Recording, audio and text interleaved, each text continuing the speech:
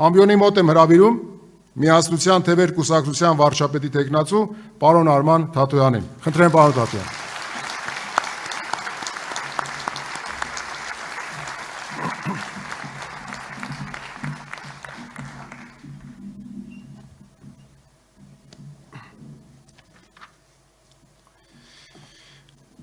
Սիրելի հայրենակիցներ,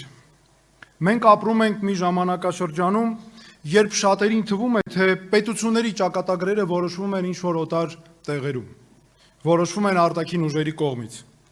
Եվ այնպես է ստացվել, որ Հայաստանի շուրջ նույնպես ձևավորվել են այդպիսի ընկալումներ, ու այդպես մեզ փորձ են անում կանգնեցնել հենց այդպիսի ընտրության առաջ։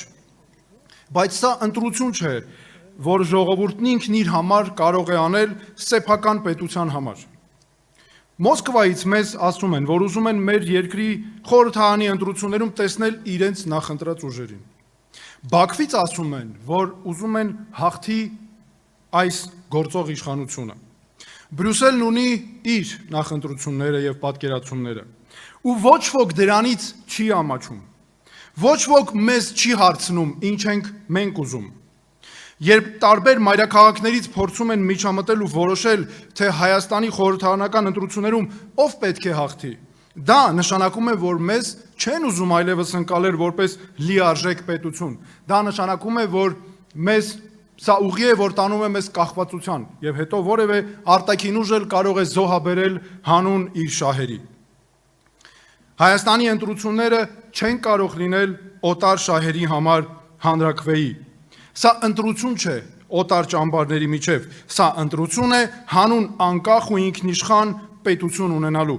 Նա, ով առաջարկում է ընտրել, քվեարկել Ռուսաստանի համար կամ Արևմուտքի համար, նա, ով վախեցնում է մեզ ասելով կամ ես, կամ պատերազմ, իրականում մեկ բան է անում, վաճառում է Հայաստանի ինքնիշխանությունը ընտրական արդյունքի դիմաց։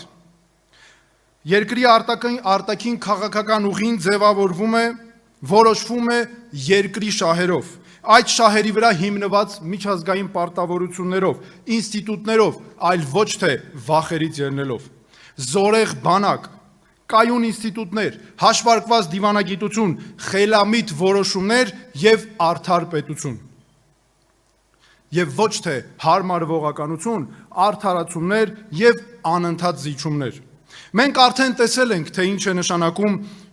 թե ինչ է լինում, երբ պետությունը չի կարողանում պաշտպանել իր ազգային շահերը, չի կարողանում պատասխան տալ, երբ փորձում են նվաստացնել կամ ոտնձգել այդ պետության նկատմամբ։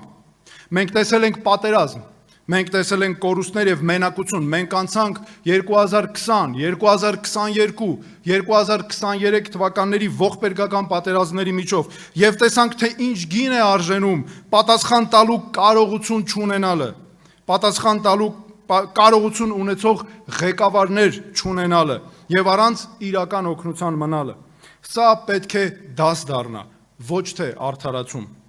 Ժողովուրդ, որ վերապրել է ցեղասպանություն, կորցրել է միլիոնավոր կյանքեր ու տարածքներ, այժմ պետք է ընտրություն անի օտար շահերի համար ու քվեարկի ու անունը դնի ընտրություն։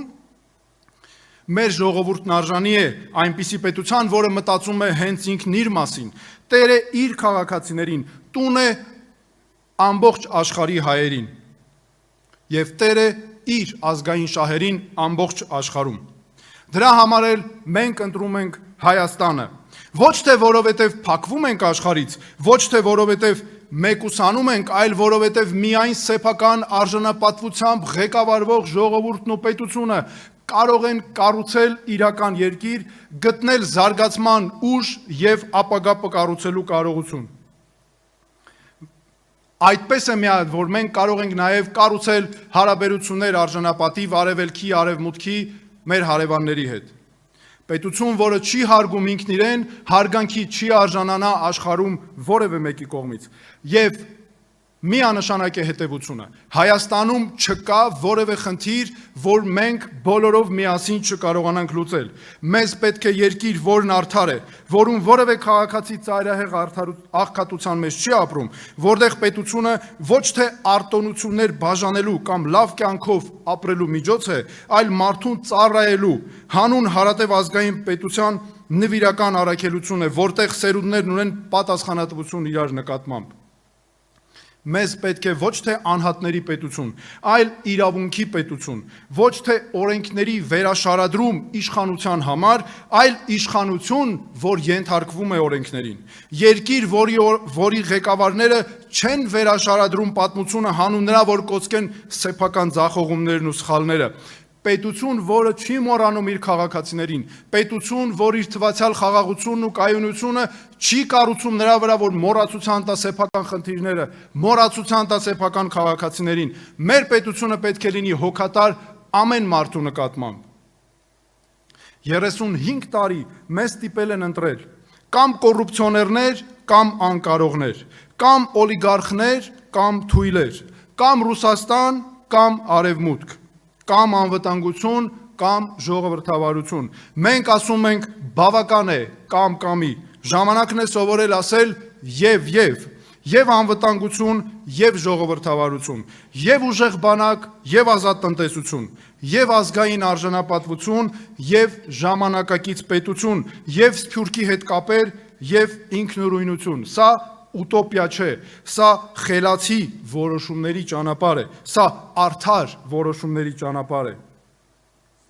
Եվ հենց այսպես է գալիս արդարությունը։ Մենք սա անել կարող ենք, եւ եթե անել կարող ենք, ուրեմն պետք է անենք, եւ մենք պետք է աշխատենք այնքան, որքան կարող ենք, իսկ դրանից հետո էլ այնքան, որքան պետք է։ Ես դիմում եմ նրանց, ովքեր հերոսական պայքարով ստեղծեցին մեր պետությունը։ Ձեր սխրանքը զուր չէր։ Միասին մենք կկառուցենք պետություն, որն արժանի կլինի ձեր զոհողությանը, ձեր սխրանքին, հայոց պաշտպաններին։ Ես դիմում եմ մեր մայրերին, մենք թույլ չենք տալու, որպեսզի ձեր վախերը այլևս քաղաքական գործիչները օգտագործեն իրենց հանուն նեղ շահերի։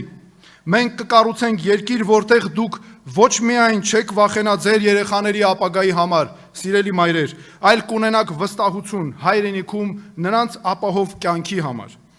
Գործարարներին ձեր ջանքերն իմաստ կունենան եւ արդյունք են տալու։ Երիտասարդներին ձեր հաջողությունը որոշվելու է ձեր աշխատանքով, գիտելիքով, արդար քրտինքով եւ ոչինչ այլ բանով։ Սիրելի հայրենակիցներ, հունիսի 7-ի ընտրությունները այն մասին են, թե ինչ ենք ուզում մենք, ոչ թե այն մասին, թե ինչ են ուզում ուրիշները։ Քվեարկելով մեր օգտին, դուք քվեարկում եք Հայաստանի օգտին, եւ արդարությունը գալիս է մեզ վերադարձնելու համար մեր երկիրը։ Շնորհակալություն։